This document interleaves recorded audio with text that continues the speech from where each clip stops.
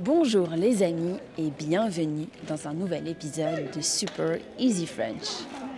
Aujourd'hui, nous allons goûter 3 des meilleurs croissants de Paris. Et nous allons vous donner notre avis en toute sincérité. Nous ne sommes pas expertes, mais nous sommes des gourmandes confirmées. Alors, c'est parti! Et restez jusqu'à la fin parce qu'on a eu un petit accident de parcours.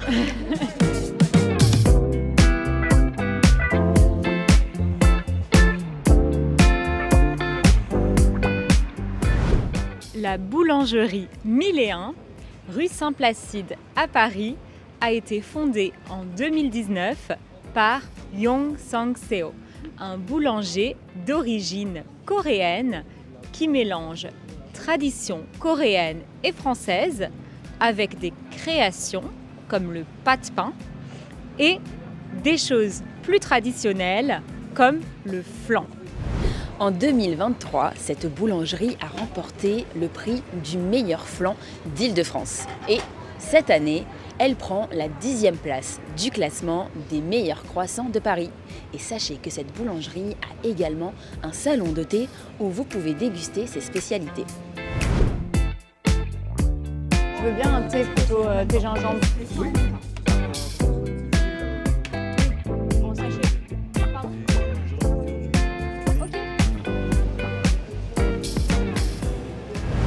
Nous avons acheté 2 croissants qui ont coûté chacun 1,50 €.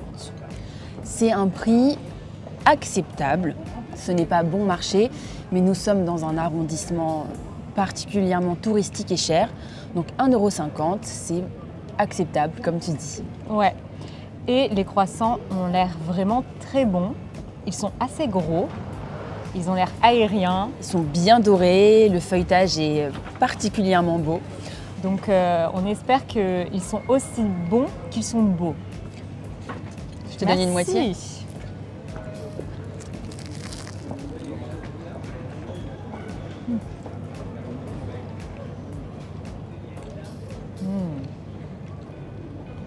On sent vraiment très très bien le goût du beurre.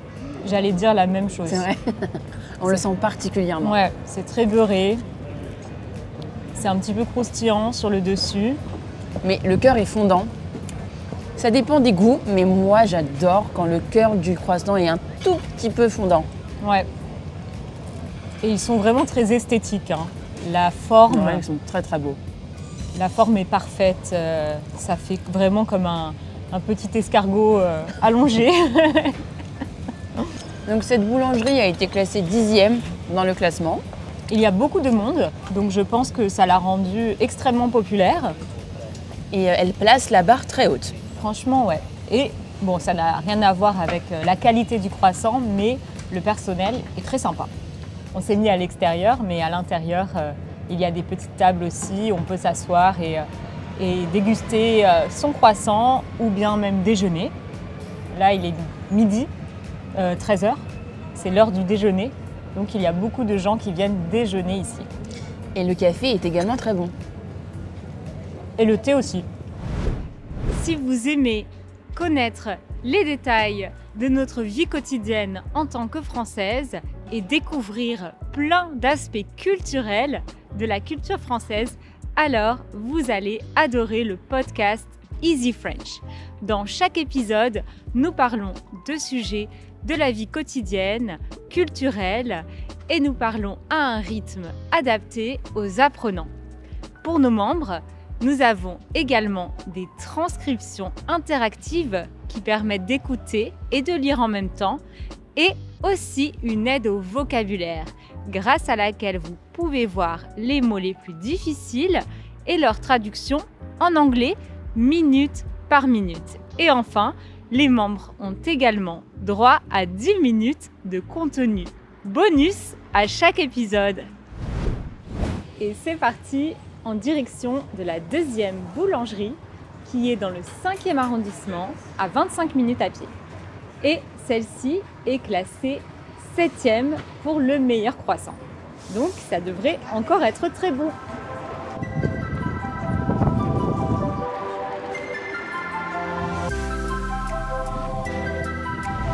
Alors, on est où, Judith? Là, on traverse le jardin du Luxembourg. Et comme on est en hiver, les arbres sont dépouillés de leurs feuilles, mais ça a un côté très poétique.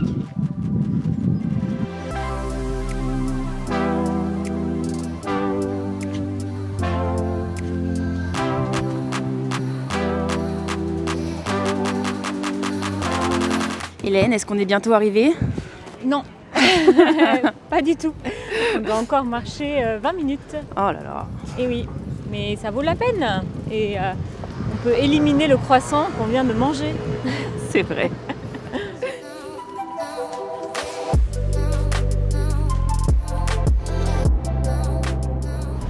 Et ça y est, nous sommes arrivés à la boulangerie moderne, située rue des Fossés-Saint-Jacques, dans le 5e arrondissement de Paris.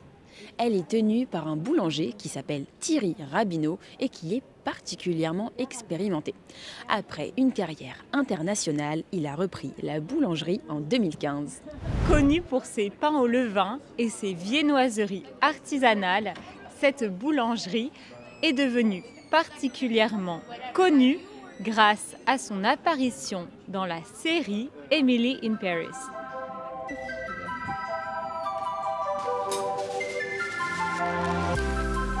On va prendre 2 croissants, s'il vous plaît. Nous sommes maintenant installés avec nos croissants qui ont coûté chacun 1,40 €. Donc ils sont un peu moins chers que les derniers que nous avons goûtés. Comment tu les trouves visuellement? Ils sont jolis, ils sont moins jolis que les précédents. Un peu moins parfaits.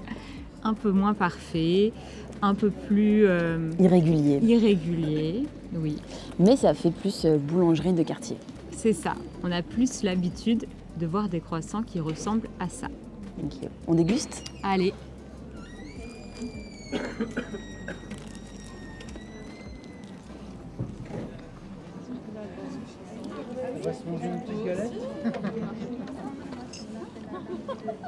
Je trouve meilleur.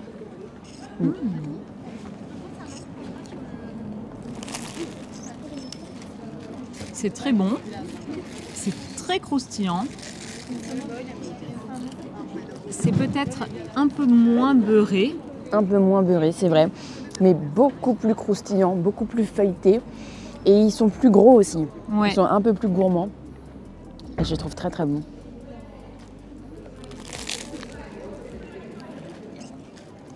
Et le bruit, quand on croque dedans, est très satisfaisant. On avait moins ce bruit-là avec le dernier croissant. C'est vraiment le croissant typique parisien. Ouais, c'est exactement ça. C'est le croissant typique. C'est à ça que je pense quand je pense à un croissant. C'est ce croissant-là. Mais je pense qu'il est vraiment plus lourd. Hein. Plus, je sais pas, plus...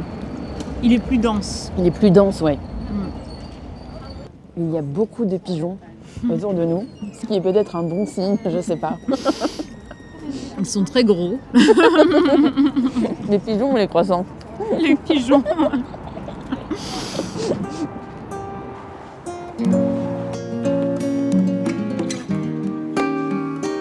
Nous sommes maintenant à l'arrêt de bus. Nous allons prendre le bus 86 pour aller dans le 12e arrondissement où nous allons déguster notre dernier croissant.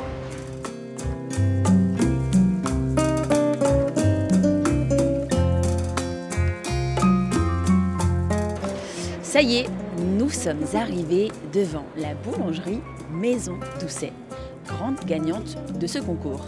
Et honnêtement, cette boulangerie ne paye pas de mine.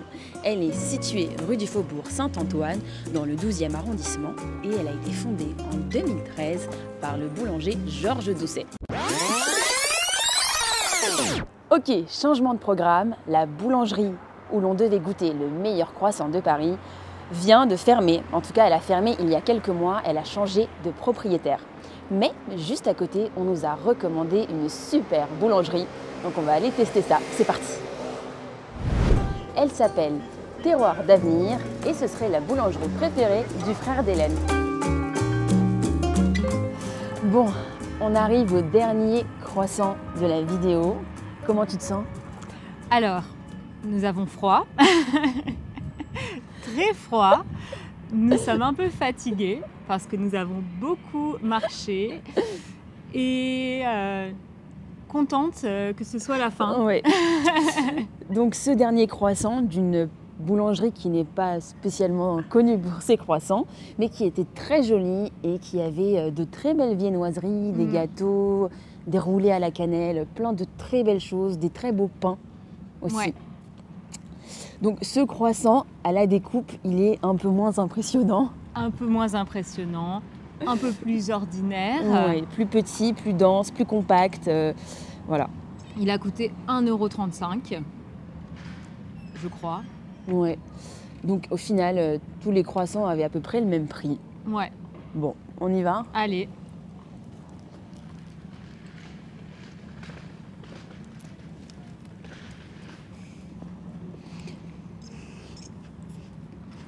C'est bien parce qu'on voit vraiment la différence. On peut comparer un croissant qui a eu un prix et un croissant ordinaire qui reste très bon parce que c'est quand même artisanal, c'est quand même une boulangerie parisienne assez réputée pour le quartier en tout cas.